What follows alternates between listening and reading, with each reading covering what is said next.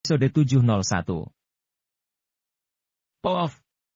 Ketiga orang asing itu jatuh dan mengelus leher mereka, darah terus mengucur dan akhirnya mereka mati. Penampilan Tisa berubah dari yang sebelumnya, matanya dingin dan kejam, pupilnya membeku, dia sadar bahwa ada orang lain di dalam bilik. Apa yang sedang terjadi? Sebagai calon raja prajurit, kewaspadaan Tisa sangat kurang, dia bahkan tidak menyadari ketika ada orang lain di sini. Dia diam-diam berbalik untuk melihat siapa orang itu. Tapi adegan berikutnya langsung membuat dia seperti disambar petir. Tisa melihat seorang pria yang ia kenal sedang duduk di jendela bilik tersebut, pria itu melambaikan bir di tangannya dan melihatnya sambil tersenyum. Pria itu diam, tidak ada suaranya, seolah-olah dia telah berada di sini sejak awal. Tenang seperti hantu, menyaksikan Tisa membunuh beberapa orang. Pria itu adalah Jensen. Pupil Tisa membeku dan dia semakin gemetar. Sejak kapan Jensen masuk? Tisa bahkan tidak menyadarinya. Tisa dengan cepat kembali ke penampilannya yang baik dan polos, dia ingin menjelaskan sesuatu. Wanita cantik, kamu sangat baik, 3 tebasan, 3 orang cabul terbunuh olehmu. Jensen tersenyum, dia menendang jendela hingga terbuka, dan melompat ke bawah, seolah-olah dia belum pernah muncul sebelumnya. Seluruh bilik itu penuh dengan bau darah dan tidak ada orang lain, sementara Tisa berdiri di tempat. Sebelumnya Tisa sudah berkata bahwa Jensen salah paham dengannya, dia sama baiknya dengan Elena, membunuh hanya untuk misi. Tapi sekarang, tamparan ini melukai pipinya. Tisa tiba-tiba berpikir serius, dia telah salah memperkirakan kekuatan Jensen. Jensen, cepat atau lambat aku akan mendapatkan MU. Gigi perak Tisa mengatup kencang. Dia mengeluarkan sebuah ponsel dan memutar sebuah video yang bersuara, kata-katanya persis seperti yang dikatakan Jensen sebelumnya. Cinta. Elena? Sekarang aku membencinya. Aku tidak sabar melihat keluarga Miller jatuh terpuruk, aku sangat senang dan puas dengan kematian kakek Miller. Video ini diberikan kepada Elena dan diperkirakan nama Jensen sebagai pembunuh akan ditetapkan sepenuhnya. Jensen, aku ini sedang menyelamatkanmu. Jika kamu berani ikut campur lagi, kamu pasti akan mati. Tisa menghela napas lagi, Jensen menggagalkan misi ramuan gen 2 kali berturut-turut, itu saja sudah membuat Tisa marah. Kali ini Jensen masih berani ikut campur urusan keluarga Miller, Tisa pasti tidak akan membiarkan hal ini. Namun, dia tidak terlalu peduli. Jensen hanya main-main, bahkan keluarga Carson dan keluarga Palmer tidak bisa menemukan pembunuhnya. Mana mungkin Jensen bisa menemukannya? Pada saat ini, Jensen tidak tahu bahwa apa yang dia katakan sebelumnya dengan sengaja direkam oleh Tisa. Saat itu, dia merasa bahwa Tisa adalah orang yang agak rumit, dia mengatakan beberapa kalimat setengah benar untuk mendapatkan lebih banyak informasi. Tentu saja, meskipun Jensen mengetahuinya, dia tidak peduli. Elena sudah lama salah paham dan tidak ada gunanya menjelaskannya. Selain itu, dia sudah bercerai, jadi mengapa Jensen peduli dengan pendapatnya? Hari ini merupakan hari yang sibuk, Jensen kembali ke rumah komunitas lebih awal untuk beristirahat. Tentu saja, meskipun sibuk, tapi dia juga mendapat kabar baik. Sosok di balik layar itu adalah Akademi Bangau Putih dari 4 aliansi seni bela diri. Jensen, apa kamu lapar? Aku akan segera memasak. Natasha membawa makanan dan melihat Jensen sedang sibuk. Dia tidak bertanya pada Jensen apa yang dia lakukan hari ini. Yang bisa dia lakukan sekarang adalah menemani Jensen. Tapi bagaimana adegan ini bisa mirip? Awalnya di kota Asmenia, Elena dibawa pergi oleh Jessica dan ia menemani Jensen. Pikiran seperti itu tiba-tiba membuatnya merasa bahwa meskipun Elena baik, dia jarang melakukan tanggung jawab sebagai seorang istri. Sebaliknya, Jensen sering melakukan tanggung jawab sebagai seorang suami. Makanan sebentar lagi siap, 3 hidangan dan 1 sup, makanan yang relatif ringan. Jensen mengobrol dengan Natasha sambil makan lalu bertanya tentang grup Whale. Secara keseluruhan, Fadlan sangat kuat. Dia mulai berbisnis dari nol dan akhirnya membangun kerajaan bisnis yang besar. Tapi Jensen tahu bahwa seseorang sebenarnya membantu Fadlan di balik layar. Kisah-kisah inspirasional yang dibuat sendiri ini memiliki cukup banyak orang di belakang mereka. Misalnya keluarga Hong, keluarga terkaya di Pulau Hong Kong, dikatakan bahwa bisnisnya bangkrut saat itu dan keluarga ayah mertuanya juga membantu dia. mulai dari nol hanyalah motivasi palsu untuk anak muda. Setelah makan, Jensen terus memikirkan apa yang terjadi hari ini dan tiba-tiba memikirkan Luciano. Orang ini sangat baik, keterampilan medisnya luar biasa, kemampuannya hebat, dan yang paling penting adalah dia sangat tenang. Apabila sebagai teman tentu bisa saling mendukung, apabila sebagai musuh tentu saja sedikit memusingkan. Pagi-pagi keesokan harinya, Jensen pergi ke aula Singlin. Sebelum dia masuk, ada banyak orang berkumpul di depannya. Dia melihat banyak pengawal memblokir jalan di luar aula Singlin dan banyak pasien yang mengumpat. Ekspresi Jensen menjadi dingin dan dia melangkah ke situ. Maaf, aula Singlin tutup hari ini. Baru saja dia mendekat, sosok seperti pengawal menghentikannya. Pergilah. Jensen mengulurkan tangannya dan menepuk tangan pengawal yang menghalangi, pengawal itu tersentak kesakitan. Pengawal itu berpikir bahwa pria ini sangat kuat, dia berteriak, apa yang kamu lakukan? Sudah dibilang aula Singlin hari ini ditutup. Cepat pergi, kalau tidak, jangan salahkan kami kalau kami bertindak kasar. Dr. Jensen. Seorang pengawal mengenali Jensen dan langsung menyapanya. Jensen bertanya, siapa yang memberimu izin untuk menutup aula Singlin? Tidak ada pengawal yang berani menyinggung Jensen, mereka dengan sopan berkata, Dr. Jensen, kami adalah utusan Tuan Fadlan. Dia membeli aula Singlin hari ini, dan harganya 10 juta yuan. Mendengar nominal 10 juta yuan, pasien yang ingin berobat ke dokter tidak berani untuk merasa kecewa. Lagi pula, mereka telah membayar 10 juta yuan, kecuali aula Singlin tidak menginginkan uang itu, dia pasti akan mengubah prioritasnya. Apakah menjadi kaya itu menyenangkan? Jensen mendengus, kalian semua cepat bubar, jangan mengganggu ketertiban, jangan salahkan aku kalau aku bersikap kasar. Wajah para pengawal berubah, siapa juga yang berani tidak mematuhi kata-kata Jensen, mereka semua menjauh. Semua pasien di sekitar terkejut karena tidak menyangka Dr. Jensen bahkan tidak menginginkan 10 juta yuan. Tetaplah mengantri, semuanya. Jensen berteriak kepada pasien lalu memasuki aula Singlin. Jensen melihat Fadlan dan istrinya membawa tas besar dan kecil, mereka sedang mengobrol bersama kakek Herman. Dr. Jensen sudah kembali. Melihat Jensen datang, Fadlan sangat gembira dan dengan sopan berkata, Dr. Jensen, aku datang ke sini khusus untuk berobat. Kemarin aku tidak sopan, aku akan meminta maaf hari ini. Sikapnya jauh lebih baik dari kemarin. Kamu boleh berobat, tapi siapa yang menyuruh kamu menutup aula Singlin? Jensen mengerutkan keningnya. Jangan khawatir, hari ini aku membeli aula Singlin, aku akan bertanggung jawab atas semua biayanya, ujar Fadlan sambil tersenyum. Kamu sangat kaya, mengapa kamu tidak menutup seluruh rumah sakit di ibu kota? Aku sudah bilang, tidak ada gunanya mempermainkan uang di depan aku, lagi pula rumah sakit aku untuk orang miskin, tidak menerima orang kaya seperti kamu silakan keluar. Jensen sama sekali tidak memberikan muka. Fadlan cemas, dia sangat kaya raya tapi dia benar-benar tidak bisa melakukan apapun terhadap Jensen. Ketika Nyonya Weil melihat suaminya frustasi, dia juga keluar dan berkata, Dr. Jensen, tolong berikan kami sedikit muka. Bagi aku kalian tidak punya muka, ujar Jensen. Wajah Nyonya Weil merah karena marah. Tidak ada gunanya menekan Jensen dengan uang, orang ini tidak kekurangan uang, jika menekannya lewat orang belakang, orang ini didukung oleh grup aliansi bintang yang latar belakangnya kuat. Bahkan jika tidak ada grup aliansi bintang, dia sendiri memiliki koneksi. Benar-benar orang yang sulit untuk dihadapi. Mereka meminta seorang dokter untuk berobat, tapi mereka bahkan tidak dapat menemuinya. Episode 702. Dr. Jensen, mungkin Anda tidak tahu bahwa kami memiliki beberapa latar belakang. Latar belakang ini bukanlah orang yang berwenang, tetapi sekte seni bela diri yang kuat. Jika Anda menolak kami seperti ini, berhati-hatilah apabila Anda mengalami bencana yang tidak terduga. Tak lama kemudian, Nyonya Weil berencana untuk menakuti Jensen dengan menyebut orang di balik layar. Maggie. Fadlan melangkah maju ke depan istrinya dan menamparnya dengan kejam setelah mendengar kata-kata istrinya yang belak-belakan. Kamu diam. Jika kemarin kamu tidak menyentuh rekan Dr. Jensen, dia tidak akan menolak kita. Dan kamu masih berani mengancam Dr. Jensen.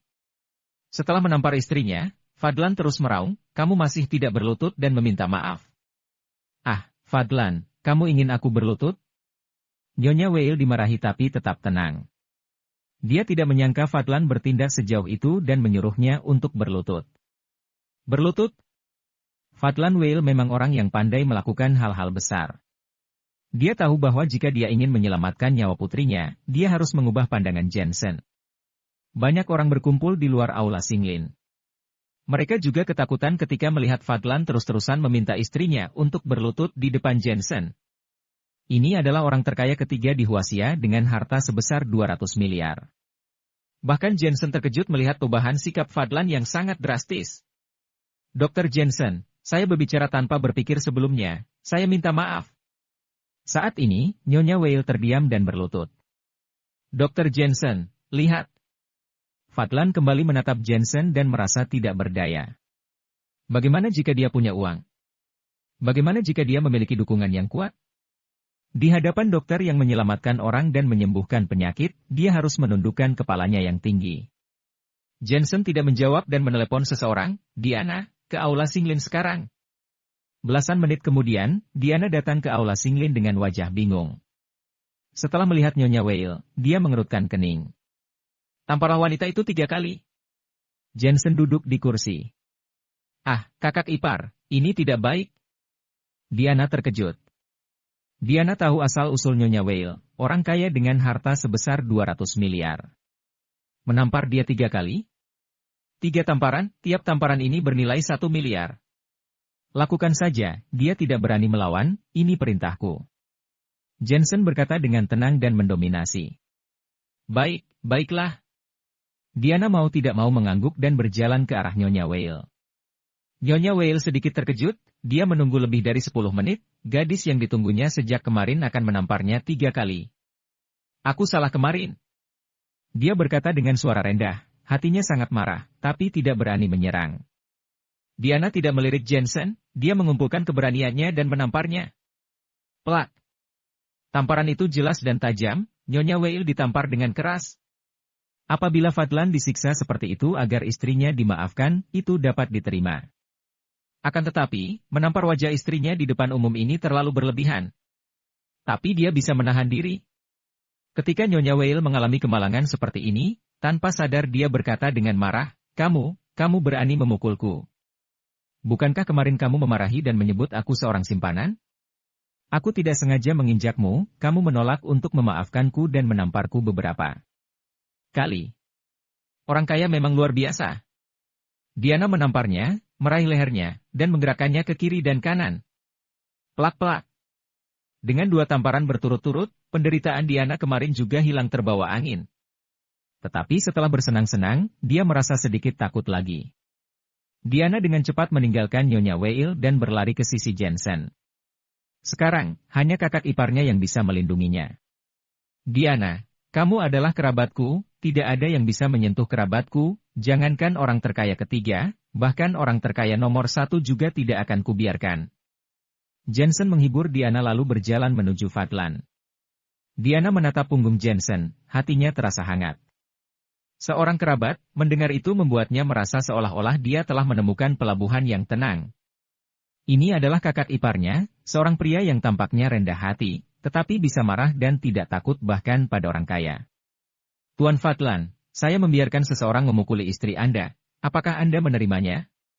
Jensen berjalan ke arah Fadlan, dia menatap Fadlan dan berkata, saya pernah bertemu orang seperti Anda di kota Asmenia, walaupun dia tidak bisa dibandingkan dengan Anda. Pada akhirnya dia menundukkan kepalanya, saya tidak ingin hal seperti ini terjadi lagi. Saya menerimanya. Fadlan menggertakkan giginya.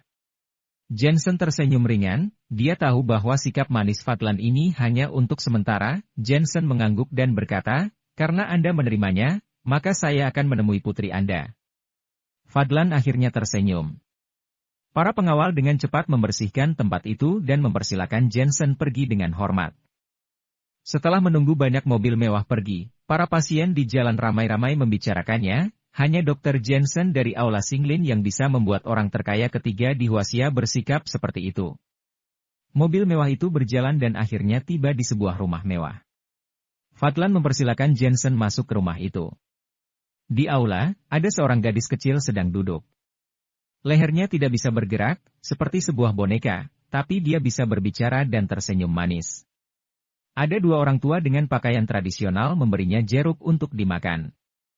Ellie, apakah itu manis? Orang tua itu menyayangi gadis itu, tetapi ada rasa sakit yang dalam di matanya. Ellie anak baik, mengapa dia tiba-tiba mengidap penyakit ini? Saat itu juga, Fadlan dan Jensen masuk. Fadlan berteriak ke arah orang tua itu, "Ibu, ayah, aku membawa dokter kemari." Kedua orang tua itu bahagia, mereka menatap Jensen lalu mengerutkan kening. Orang ini terlalu muda. Jensen melirik kedua orang tua itu dan menyadari bahwa mereka adalah seniman bela diri kuno dan kekuatan mereka berada di master tingkat bumi. Fadlan, apakah dokter ini dapat diandalkan? Wanita tua itu mengerutkan kening dan bertanya, karena statusnya yang tinggi, dia sedikit tidak sopan dalam berbicara. Sangat dapat diandalkan, dia direkomendasikan oleh Master Ernest Alfie sendiri. Fadlan menjawab. Sebenarnya, jika bukan karena rekomendasi Master Ernest Alfie, dia tidak akan pernah membiarkan istrinya menderita seperti itu. Begitu melihat orang yang direkomendasikan oleh Fadlan, wanita tua itu langsung menatap Jensen, "Anak muda, seberapa besar kepercayaan dirimu?" 100%. Jensen berkata pelan. Wanita tua dan lelaki tua itu saling memandang lalu mengerutkan kening. Kebanyakan dokter dengan keterampilan yang tidak seberapa akan terlalu banyak bicara, hanya mereka yang baru mengenal dunia yang akan sombong ketika berbicara.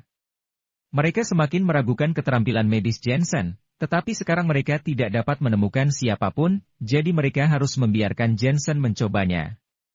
"Kalau begitu cobalah kamu periksa."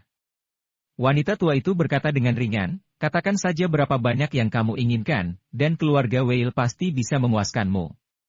Jensen mencibir, "Bu, saya tidak kekurangan uang. Hari ini saya di sini untuk membantu Anda menyembuhkan penyakit hanya demi sebuah kalimat." Sebuah kalimat. Wanita tua itu baru pertama kali menemui dokter yang tidak menginginkan uang. Dia mengangguk dan berkata, "Selama kamu bisa menyembuhkan Ellie, kamu bisa mendapatkan apapun yang kamu mau." Sebelumnya saya ingin memberitahu bahwa prosesnya akan sedikit tidak sedap dipandang dan selama proses perawatan, gadis kecil ini akan berada dalam keadaan mati suri selama 15 menit. Pada saat itu, dia tidak bisa bergerak. "Saya akan berusaha menyembuhkannya jika bisa," ujar Jensen. "Mati suri? Apa-apaan ini?" Wanita tua itu dan yang lainnya mengerutkan kening. Dalam ilmu kedokteran, kematian adalah kematian, tidak ada mati suri. Namun mereka tidak mau banyak berpikir. Wanita tua itu mengangguk dan setuju, "Jika Anda dapat menyembuhkannya, kami bisa menunggu 15 menit, tetapi jika Anda tidak dapat menyembuhkannya, Anda akan membayar harga yang mahal, yang mungkin adalah kematian." Episode 703. Anda ingin mengancam saya? Senyum Jensen diam-diam berubah dingin. "Saya tidak bilang gadis kecil itu tidak akan mati di tangan saya. Bahkan jika dia mati, Anda tidak bisa membunuh saya. Selain itu, saya seorang dokter, membantu memeriksa pasien adalah tugas saya, tetapi itu bukan kewajiban." "Bu!" Fadlan langsung berteriak. Dia sama seperti ibunya, meremehkan Jensen ketika pertama kali bertemu dengannya. Pada akhirnya dia berhasil mengundang Jensen setelah bersusah payah, dia sangat takut ibunya menyinggung Jensen seperti dirinya. "Sombong sekali," ujar wanita tua itu, aura kekuatannya memenuhi tubuhnya. Wanita tua itu adalah murid dari sekte Wudang, masternya adalah Master Terence Morrison yang terkenal. Bocah yang tidak berpengalaman itu berani-beraninya mengatakan hal-hal seperti itu padanya. Sembrono sekali. Dia bisa menjatuhkan bocah seperti ini hanya dengan satu jari. "Anda mau saya memeriksanya atau tidak? Saya akan pergi jika Anda tidak mau." Jensen tidak tergerak. Melihat Jensen masih arogan, wanita tua itu melirik Fadlan. Dia menggertakkan gigi dan menahan diri. "Baiklah, kamu lakukan saja." "Apakah Anda yakin?" Jensen bertanya lagi. "Saya mengatakan bahwa proses perawatannya agak tidak sedap dipandang. Anda harus yakin sebelum menyetujuinya." "Tentu." Fadlan dan yang lainnya mengangguk. Setelah mereka semua menyetujuinya, Jensen meminta wanita tua dan yang lainnya untuk menjauh, dia berjalan ke depan gadis kecil itu. Jensen tersenyum, dia dengan ringan meletakkan telapak tangannya di punggung gadis itu dan menekan titik akupunkturnya. Gadis kecil itu tampak lesu lalu berbaring. Jarum perak muncul di tangan Jensen dan dia dengan cepat menusukkannya ke punggung, kepala, dan titik akupunktur lainnya. Lehernya terpukul keras, ini menyebabkan meridian dan tulangnya menjadi tidak teratur. Dalam jangka panjang, otak pasti akan kekurangan oksigen dan itu akan memengaruhi perkembangan otak. Jika Anda ingin mengobatinya, cara yang terbaik adalah membuka meridian dan memulihkan tulang lehernya.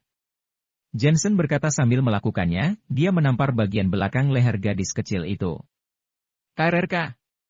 Terdengar suara patah tulang yang keras. Ellie. Mereka semua berteriak terkejut, merasa khawatir. Namun Jensen terus melanjutkannya, tangannya memegang pisau dan menyayat leher gadis itu ke kiri dan ke kanan. Gadis kecil itu tertidur, kalau tidak, dia pasti akan menangis dan menjerit. Ah, Ellie. Nyonya Weil tidak tahan melihatnya. Dia menarik Fadlan dan berkata, Fadlan, tolong cepat hentikan dia. Apakah dia mengobati penyakit? Dia membunuh. Fadlan juga merasakan sakit hati.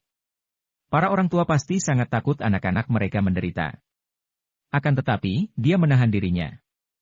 Bagaimanapun juga, Jensen telah mengatakan sebelumnya bahwa proses pengobatannya agak tidak sedap dipandang. Kamu benar-benar tidak berguna. Melihat Fadlan tidak berbicara, Nyonya Weil langsung menatap wanita tua itu, Bu, jika terus seperti ini, Ellie akan mati. Tubuh wanita tua itu gemetar, dia memejamkan mata dan tidak berani melihat. Bang bang bang. Telapak tangan Jensen tidak berhenti menampar seolah-olah yang di tangannya sekarang bukan perempuan, tetapi kantong udara. Setelah lebih dari belasan tamparan berturut-turut, dia meletakkan gadis itu di sofa. Baiklah, kita tunggu 15 menit. Jensen berdiri di sampingnya. Ellie. Semua orang berlari. Keterampilan seni bela diri wanita tua itu sangat kuat. Dia meletakkan telapak tangannya di nadi gadis itu, wajahnya langsung berubah. Ini tidak baik, Ellie tidak memiliki denyut nadi. Ah, Ellie.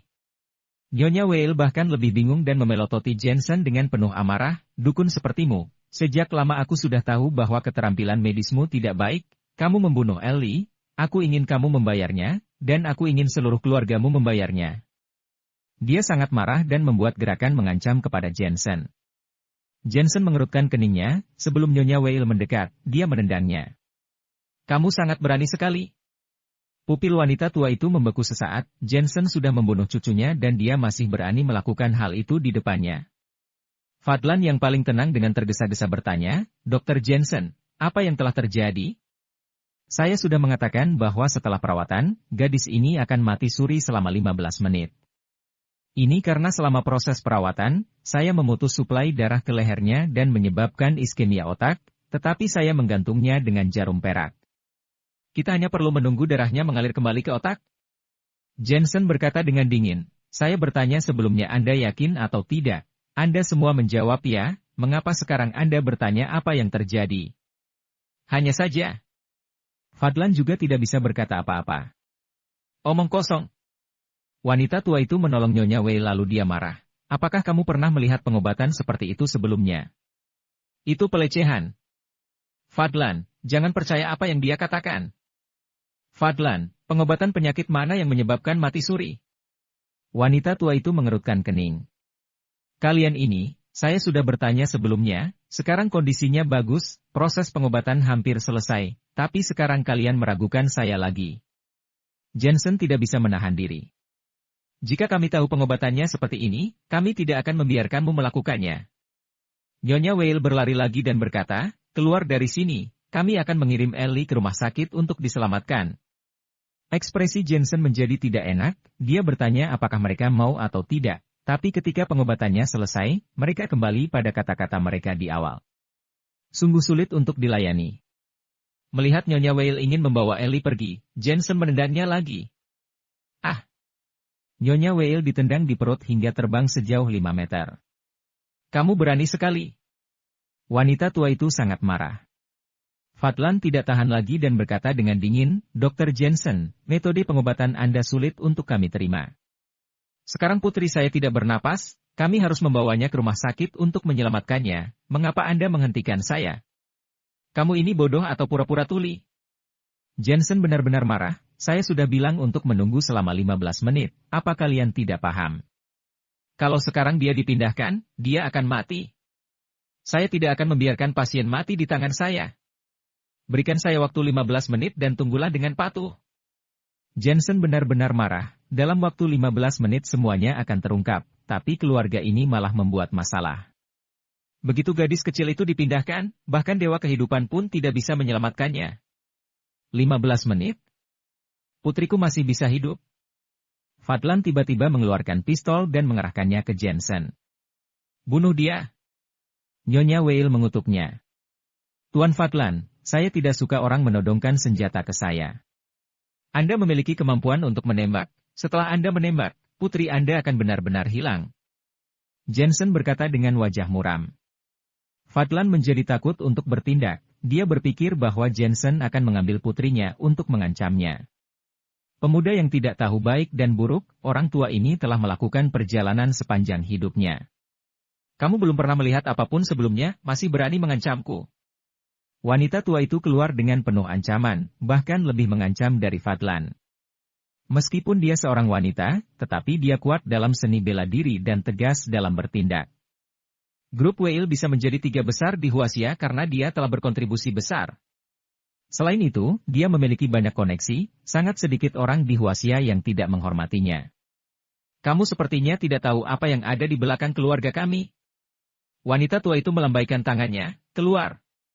Di bawah perintah ini, sejumlah pria yang memegang pedang bergegas keluar dari aula. Semuanya adalah praktisi seni bela kuno, mereka mengarahkan pedangnya ke arah Jensen. Aku menyarankanmu untuk segera melepaskan cucuku atau aku akan membunuhmu di tempat. Wanita tua itu menyipitkan matanya dan mengancam. Sepertinya Anda masih belum memahami prinsip praktik medis saya.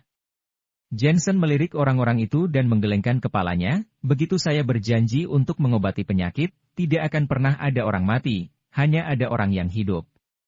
Anda menghina keterampilan medis saya. Tidak ada yang diizinkan untuk menyentuhnya selama 15 menit hari ini. Jangan menakutiku dengan beberapa hal sepele, mereka tidak pantas. Suara itu melayang keluar dan para penonton terkejut. Episode 704. Jangankan wanita tua itu dan Fadlan, bahkan para praktisi seni bela kuno yang memegang pedang itu sangat marah. Mereka belajar di sekte Wudang, sejak kapan mereka begitu disepelekan? Bocah kecil ini sepertinya tidak mengerti apa itu praktisi seni bela kuno. Mulut yang liar, aku ingin melihat bagaimana sekte Wudang kami tidak cukup mumpuni, rasakanlah. Seorang pria yang lebih tua berkata dengan tegas dan mengarahkan pedang pada Jensen bersama semua kawan perguruan. Belasan pedang menunjuk ke arah Jensen, sangat berkilauan. Seni bela diri orang-orang ini sangat tinggi, jika mereka tertembak senapan mesin ringan, mereka masih bisa aman dan sehat. Mereka ingin melihat apa yang membuat bocah kecil ini masih berbicara omong kosong. Pada saat itu, Jensen mendengus, dia melambaikan tangan kanannya dengan ringan, dan Profound Ki yang kuat melonjak seperti embusan angin dan meniup kerumunan tersebut. Dang dang dang. Pedang di tangan mereka jatuh satu demi satu, yang mengerikan adalah, mereka melayang 5 meter di depan Jensen.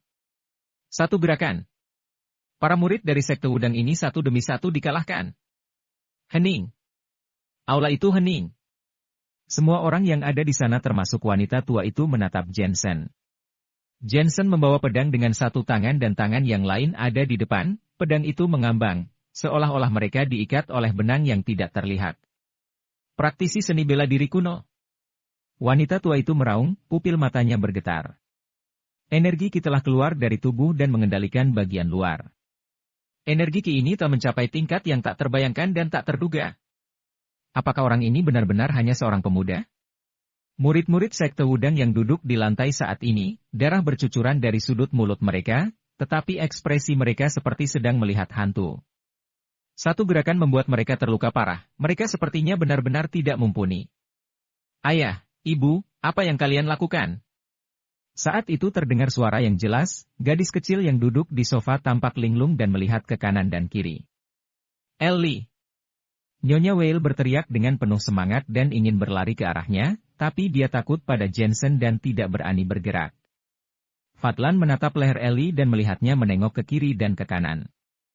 Air mata kebahagiaan mengalir. Semua lihatlah, leher Ellie sudah pulih.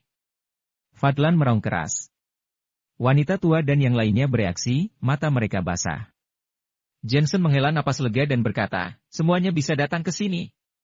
Semuanya baru berani bergerak, mereka mengelilingi dan memeluk gadis kecil itu sambil menangis.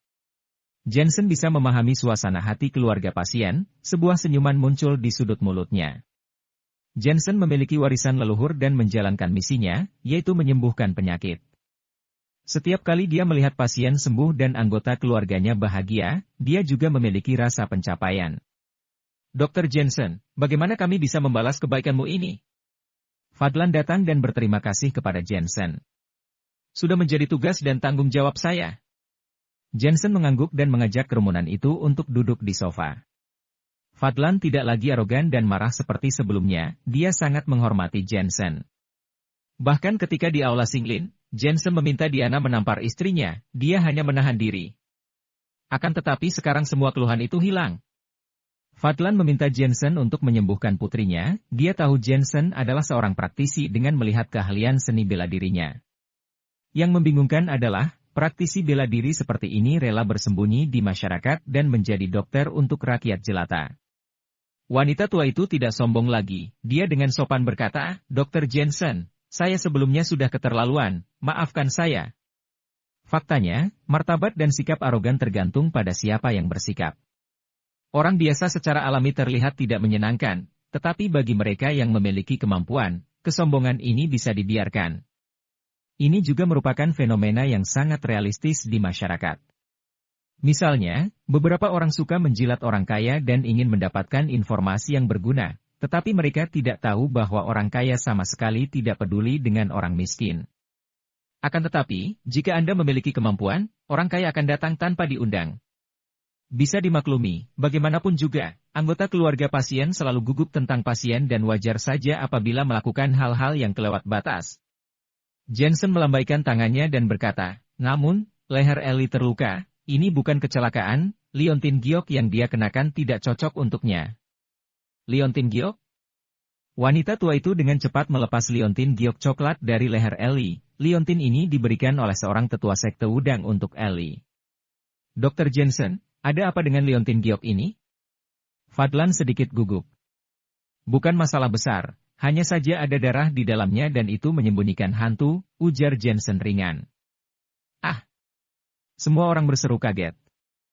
Meskipun mereka semua adalah ahli seni bela diri, tapi mereka tetap percaya dengan teknik Xuan. Bu, dari mana Anda mendapatkan liontin giok ini? Ini terlalu jahat. Fadlan mengerutkan kening.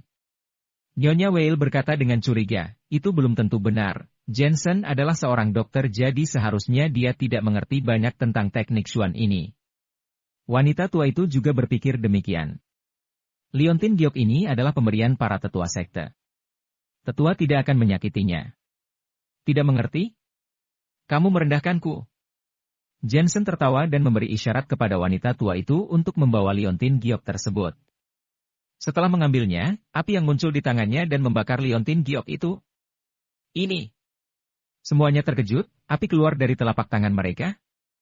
Trik teknologi tinggi macam apa ini? Nyonya Weil tercengang.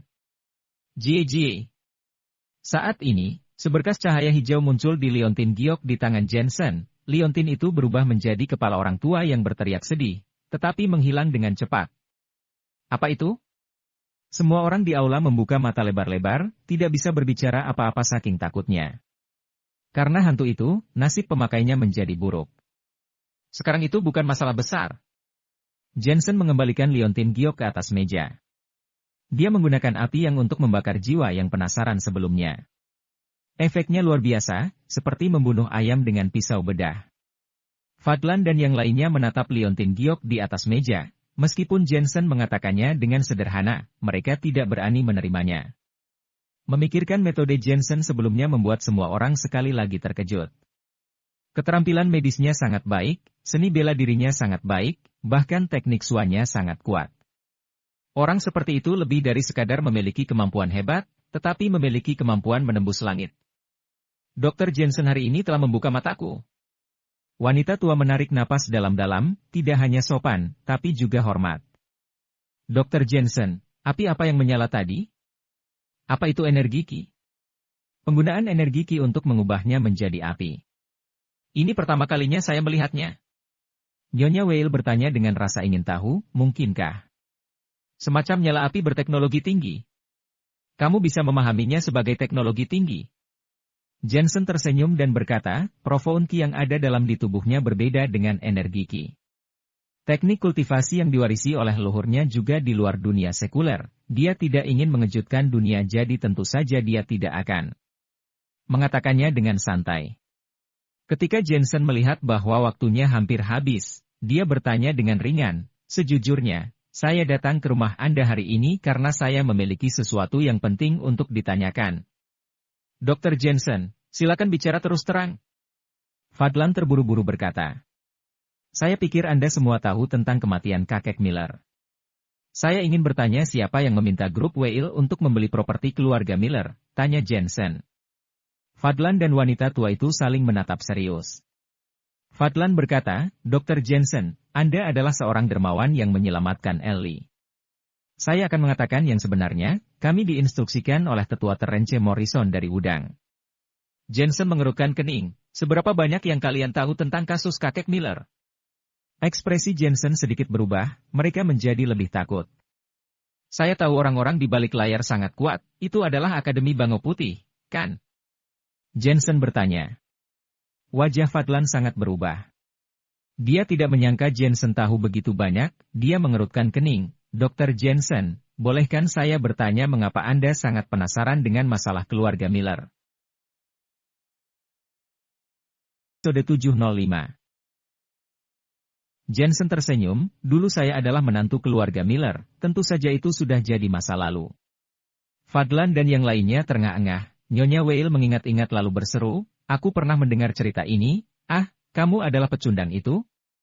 Setelah itu, dia buru-buru menampar dirinya sendiri. Maaf, saya terlalu lancang berbicara, hanya saja di lingkungan saya semua orang bilang begitu. Nyonya Whale tidak mengenal Jensen sebelumnya, saat itu dia juga merasa bahwa Jensen adalah pecundang, tapi sekarang, tidak berlebihan memanggilnya seorang master.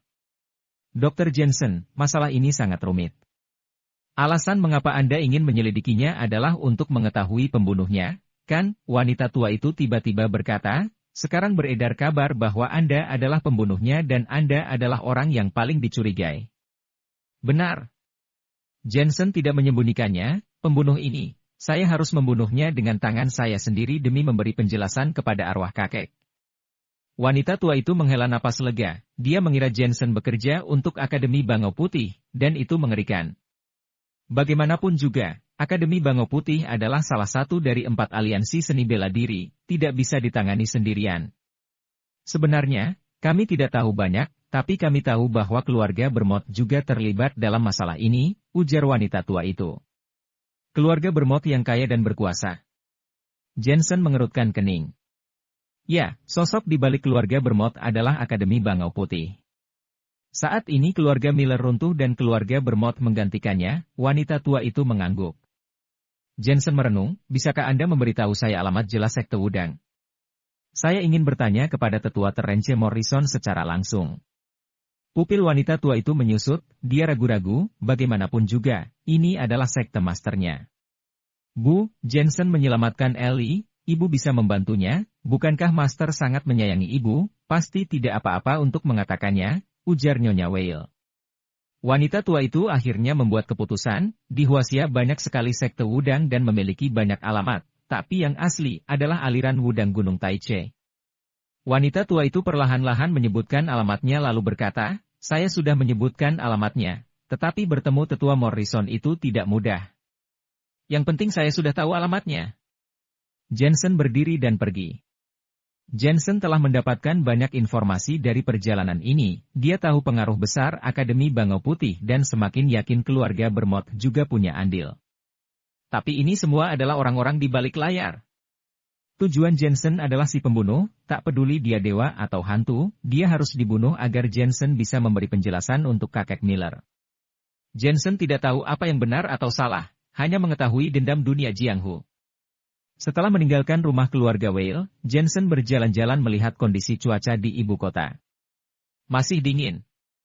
Tanpa disadari, hanya tinggal beberapa hari lagi sebelum tahun baru. Ada panggilan telepon masuk, Jensen melirik teleponnya dan menemukan bahwa itu adalah Veronica Wadley. Dia sedikit mengernyit tetapi akhirnya mengangkatnya. Jensen, kamu di mana? Aku baru saja kembali dari Prancis dan aku baru mengetahui berita tentangmu saat aku turun dari pesawat. Aku baik-baik saja. Aku dengar keluarga Miller menganggapmu sebagai pembunuh dan polisi juga menduga kamu sebagai tersangka utama. Di mana kamu sekarang? Bolehkah aku menemuimu? Jensen ragu-ragu lalu memberikan alamatnya. Dia juga ingin mengetahui informasi apa yang bisa dia dapatkan dari Veronica. Jensen duduk dan menunggu di toko makanan ringan di pinggir jalan. Dia memesan semangkuk mie goreng untuk dimakan. Tiba-tiba, Jensen mengerutkan kening dan menggelengkan kepalanya. Dia bisa merasakan bahwa seseorang sedang mengawasinya. Setelah merasakannya, dia menemukan bahwa itu adalah seorang wanita. Dan wanita itu adalah Elena. Jensen terlalu familiar dengan aura Elena sehingga dia tidak bisa menyembunyikan aura kinya. Jensen juga tahu mengapa Elena datang ke sini, kemungkinan Elena ingin menemukan petunjuk dalam dirinya. Untuk masalah ini, Jensen tidak bisa melakukan apa-apa. Dia juga sedang bekerja keras untuk menemukan pembunuhnya, sementara Elena mengikutinya dan memperlakukannya sebagai pembunuh yang sebenarnya. Mantan suami istri melawan satu sama lain hari ini. Jensen yakin jika Elena menemukan bukti, dia pasti akan menjadi orang pertama yang bunuh diri. Ah, sepertinya Elena bukan satu-satunya orang yang mengikutiku. Mata Jensen tiba-tiba berkedip lagi. Saat ini, seorang wanita yang mirip dengan artis televisi berlari dari seberang jalan. Pilihan gaunnya sangat berselera tinggi, sangat berbeda dari wanita biasa. Desainer Veronica langsung mendatangiku begitu turun dari pesawat. Kamu cukup banyak waktu luang. Jensen berkata sambil tersenyum ketika melihat Veronica memasuki toko. Saat ini, Elena sedang bersembunyi, dia melihat Veronica bertemu dengan Jensen dan matanya menjadi lebih dingin. Jensen ini benar-benar menyembunyikan rahasia. Di dalam toko, Veronica memandang Jensen dengan kaget. Dia melihat Jensen makan mie seperti orang biasa, seolah-olah semua yang terjadi tidak ada hubungannya dengan dia. Akan tetapi entah kenapa dia merasakan perubahan Jensen. Jensen dulunya sangat rendah hati, seperti pemuda yang baru saja lulus dari perguruan tinggi dan juga seperti seorang dokter. Antusias dalam segala hal, keadilan dan kebaikan untuk semuanya. Namun sekarang Jensen beraura dingin. Apakah karena Elena menganiaya dia? Ataukah karena perceraian? Veronica menyingkirkan pikirannya, duduk dan berkata, aku baru saja kembali dari Perancis untuk Fashion Week. Aku langsung bertemu denganmu begitu turun dari pesawat. Apakah kamu baik-baik saja? Tidak apa-apa, silakan makan. Jensen tertawa. Aku baru mengetahui masalah tentang kamu dan mantan istrimu, maafkan aku, ujar Veronica. Entah bagaimana, Jensen tampak baik-baik saja dari luar. Tetapi Veronica bisa merasakan kepahitan di dalam hati Jensen. Jangan membicarakan masalah ini. Sekarang Elena, maksudnya, mantan istriku dan keluarga Miller sama-sama mengira aku adalah pembunuhnya. Apa menurutmu keluarga Wody terlibat dalam masalah ini? Awalnya, Jensen tidak ingin Veronica ikut campur dalam masalah ini, tetapi Veronica saat itu pernah menghancurkan tempat produksi dan membawa masalah, jadi tidak apa-apa jika membicarakan hal ini dengannya. Veronica menggelengkan kepalanya, sejak saat itu, keluargaku tidak mengizinkan aku menyentuh banyak hal, jadi aku tidak tahu. Bagaimana dengan kakakmu? Jensen bertanya lagi. Veronica masih menggelengkan kepalanya, dia tiba-tiba memikirkan sesuatu, jika kakakku ada hubungannya dengan masalah ini, akankah kamu membunuhnya? Aku bersumpah di depan papan arwah kakek bahwa siapapun yang membunuhnya akan dibunuh olehku. Jensen seperti mengatakan sesuatu yang sangat biasa. Tubuh Veronica bergetar, dengan kakak laki-lakinya di satu sisi dan pria yang dicintainya di sisi lain, jika kedua belah pihak berjuang untuk hidup dan mati, pihak mana yang harus dia bantu? Jensen menyesap minumannya dan berkata, kamu menghancurkan tempat produksi bersamaku saat itu. Keluargamu tidak menghukum MU dan mungkin tidak memberitahu bahwa adikmu, Jasper, meninggal di tanganku. Jasper. Pupil Veronica membeku, dia benar-benar tidak mengetahui berita ini, keluarganya tidak mengatakan apapun padanya. Sekarang, seperti mantan istriku, apakah kamu akan membalas dendam untuk kerabatmu? Jensen tampak acuh tak acuh, dan jika aku tahu kakakmu terlibat dalam masalah ini, aku pasti akan membunuhnya. Saat waktunya tiba, kakak dan adikmu dibunuh olehku, bagaimana perasaanmu? Veronica menundukkan kepalanya, matanya gemetar, tiba-tiba dia mendongak dan berkata, aku akan berdiri di sisimu. Ekspresi dingin Jensen tiba-tiba berubah. Faktanya, Veronica selalu waspada. Meskipun kewaspadaan ini terus melemah, tetapi masih ada. Apalagi setelah masalah Elena, suasana hatinya juga berubah. Lebih banyak kecurigaan, lebih banyak ketidakpedulian. Namun, jawaban Veronica membuatnya merasa murni dan sesederhana saat dia sedang praktik medis di kota Asmenia.